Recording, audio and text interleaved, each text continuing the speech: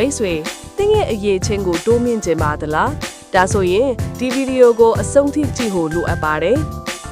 မိမိအရေးချင်းတူးမိကိုနီလန်းနဲ့အများကြီးရှိပါတယ်ဒီမှာထိရောက်တဲ့နီလန်းအချို့ကိုဖော်ပြပေးလိုက်ပါတယ်ဘန်းနိုင်တက်မှတ်ပါဘယ်နယ်ပယ်မှာတူးတက်ချင်တာလဲဆိုတာကိုရှင်းရှင်းလင်းလင်းတက်မှတ်ပါ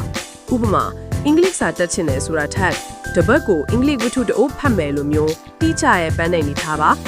စဉ်ဆက်မပြတ်သင်ယူပါစာဖတ်ပါကိုစိတ်ဝင်စားတဲ့ဘာသာရပ်တွေနဲ့ပတ်သက်တဲ့စာအုပ်တွေစောင်းပါးတွေ online စောင်းပါးတွေကိုဖတ်ပါ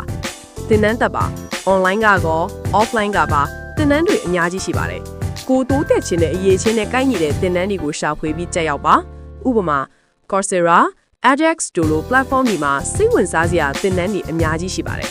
podcast တွေနားထောင်ပါဘဟုတုတရစရာ podcast တွေအများကြီးရှိပါတယ်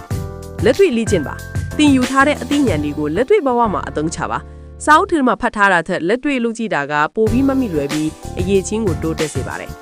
ဝေဖန်မှုတွေကိုလက်ခံပါတခြားသူတွေရဲ့ဝေဖန်အကြံပြုမှုတွေကိုပွင့်ပွင့်လင်းလင်းနားထောင်ပါကိုယ့်ရဲ့အားနည်းချက်တွေကိုသိရှိပြီးပြုပြင်မှုအခွင့်အရေးရစေပါတယ်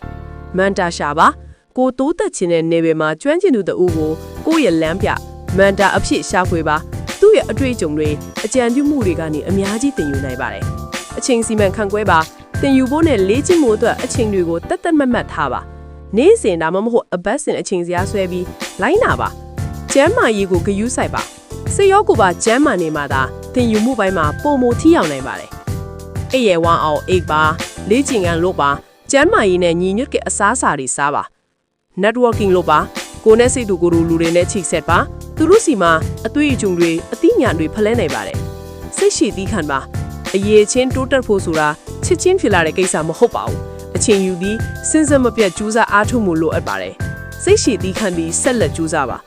ဒီအချက်တွေကိုလိုက်နိုင်ရင်ကိုတက်ချင်တဲ့အရေးချင်းတွေကိုတိုးမြင့်နိုင်မှသိကြပါတယ်